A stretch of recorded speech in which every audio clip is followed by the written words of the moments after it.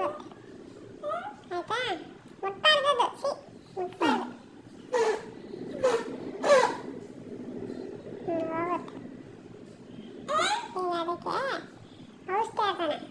ಕಿತ್ತದೈತೆ ಅದು ಹೋಗಿರ್ತಲ್ಲ, ವಾಸಿ ಆಗುತ್ತಲ್ಲ, ಯಾಕೆ ಕಿತ್ತಿದ್ದು ಕಿತ್ತರೆ ಜಾಸ್ತಿ ಆಗುತ್ತೆ. ಯಾರು ಮಾಡಿದ? ಹಬ್ಬ ಮಾಡಿದ್ಯಾರು?